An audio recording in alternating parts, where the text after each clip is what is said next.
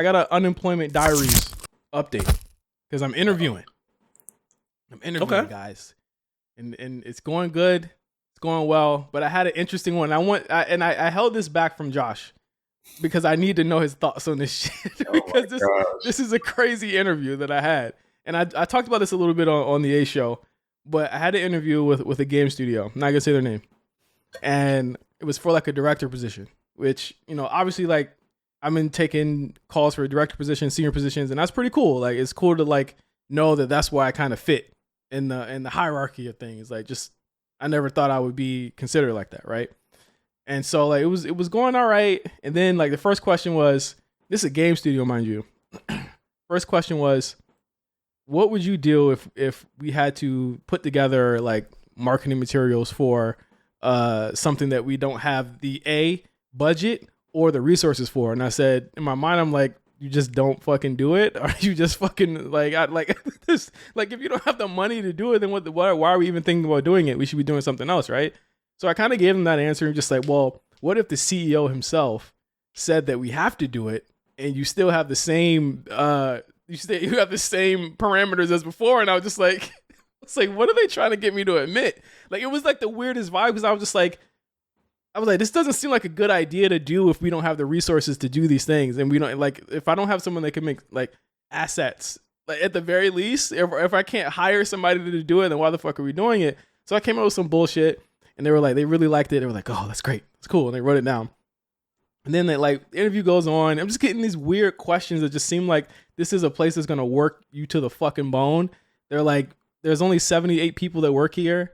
And I'm like, what kind of studio is this? And I'm like looking up their shit as I'm like on the interview, and I'm just like, this does, like, from what I'm looking at, what they do is looks like it's more people that do that. But then I looked at the reviews of the job as I'm on there, and I'm just like, oh, it's like a 1-star on Glassdoor. No, I've never looked at anything on Glassdoor before. Bro, really?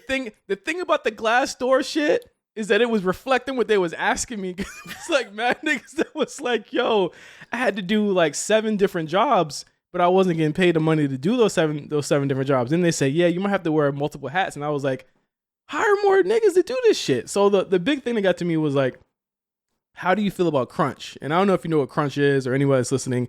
In the games industry, crunch is basically where they work you to death just to get something out the door. So like if fucking, just for example, not saying this is happening, if Grand Theft Auto 6 has to come out and they're like, oh, it comes out in October 2025, well, y'all got to work Saturdays and Sundays now. Like, that's the type of shit that's what crunch is.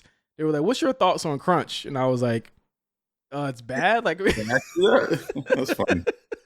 Like, how do you feel about crunch? I was like, I think the work-life balance is pretty important, and I would try and give people the kind of like the runway to be like, hey, I'm doing too much right now. Like, I need help. Like, I was like, that's one of the big things that I struggle. I'm trying to give them like director, like I'm a leader as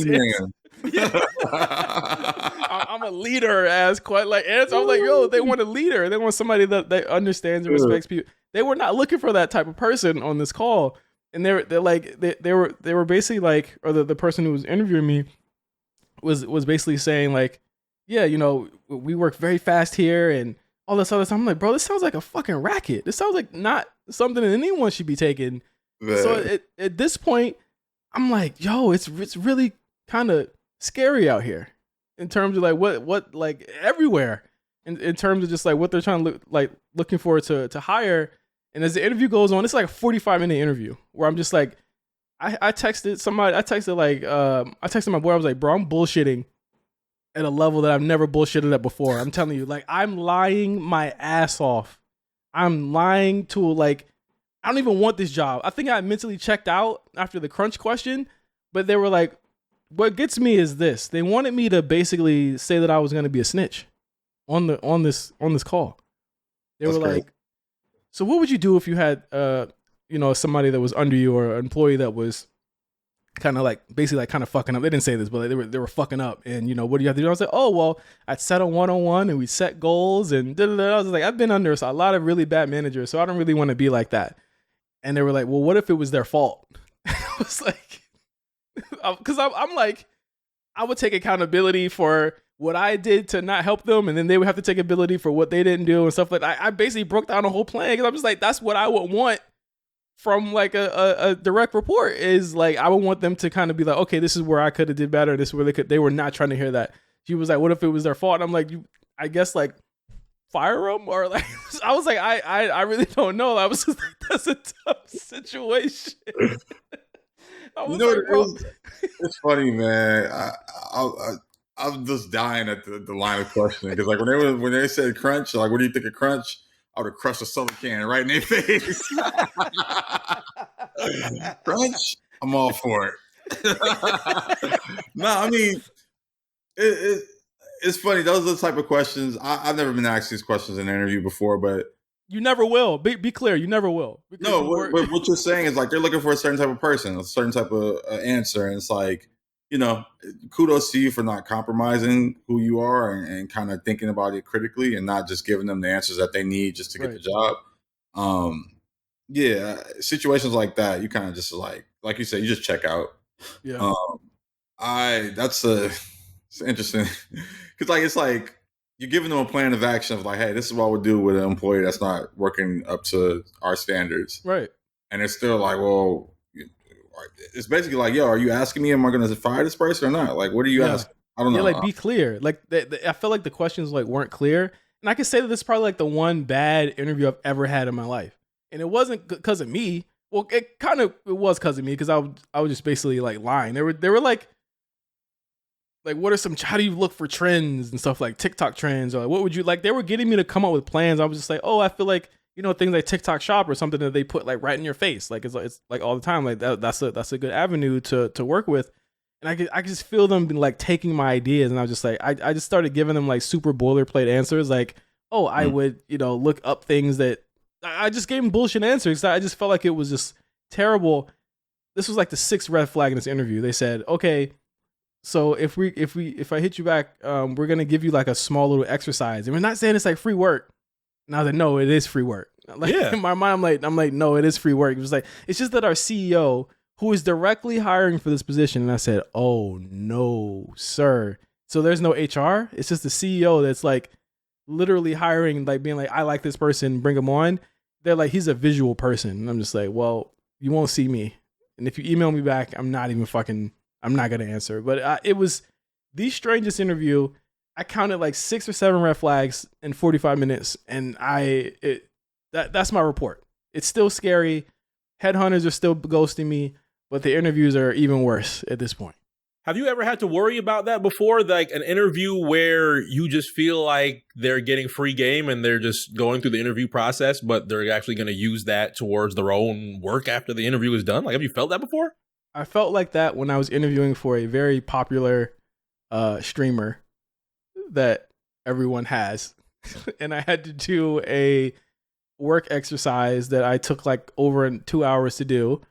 And I still didn't get I didn't get the gig because Riot had called me at that point. But I still felt like I wasn't going to get the gig. But I felt like it was like useless. I felt like I was like doing the work for their social people. You know what I mean? And I don't think it's like free game, but I think that they definitely use all of that shit. Like, there's no way that like I'm going to take that and then be like, oh, I'm going to take it right into the job. They're going to ask you for something else.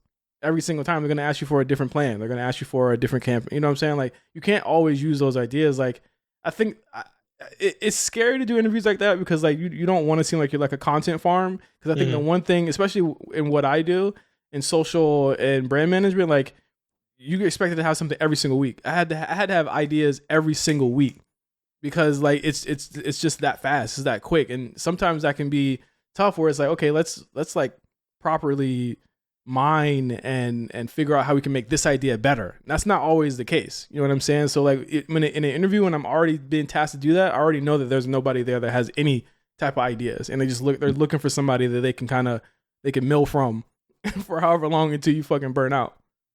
I wouldn't even know how I would mentally process that. Like if I presented, let's just say I'm in an interview process, they ask me a question and I just think of, off the top of my head, let's say I think of some campaign that might answer the question. And they're like, oh, okay. But I don't go for it with the interview.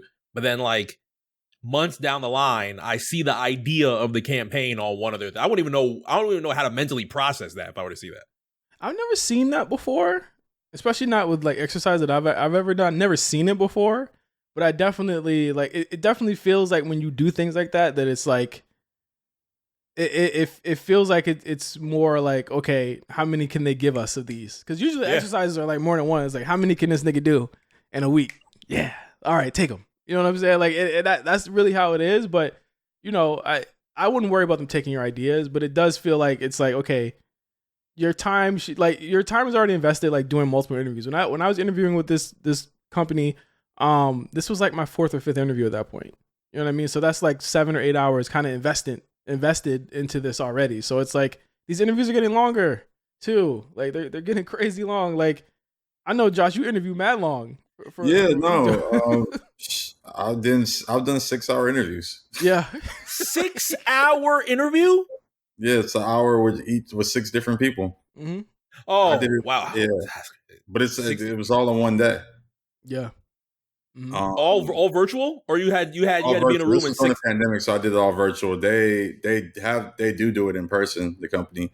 But yeah, 6 hours. I literally had a fucking shirt and tie on, sitting in front of my desk. You did not have a shirt and tie on, bro. I didn't have a tie on, but I definitely had a button up on. Button up and some sweatpants. That's damn near a shift, though. They didn't give you a break or anything? Yeah, it was breaks. It was like breaks. And then there was like, they did it like 3 back to back. Then it was like a lunch break type of situation. Then 3. Honestly, it's funny. It wasn't as bad as I thought it would be. But I mean, Amazon, I've talked about working at Amazon before. It was Amazon, and like they have a very specific way to interview. Like they have these leadership principles that they like ask you and want you to tie back different experiences to. And I came into it well prepared, so it was just like kind of going off a script. But it was definitely not nerve-wracking, but just one of those processes where you're like, oh, this shit is just never ending. Right. Like when it was finally over, I was like, I better get this job. Yeah. Yeah.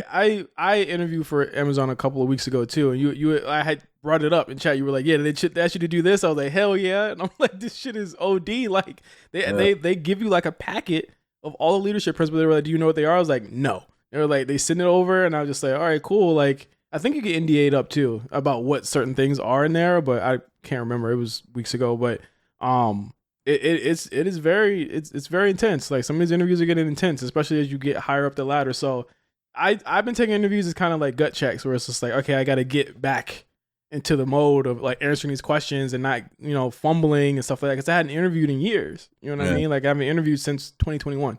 You know, so like this was definitely new to me, and that interview in particular was just like, okay, that shows me that there's a other side of this that is a little bit less of what you probably expect from an interview for that. But like I said, it feels good. I'm, you know, just an update to anybody asking or wondering. Like I'm doing good. So we'll hopefully see some positivity in the next couple weeks. So pray for me, or pray to whatever you pray to, your candles, whatever, that I figure it out. Or candles. We need to get we need to get this studio done. So like pray for me also, and also subscribe to Patreon.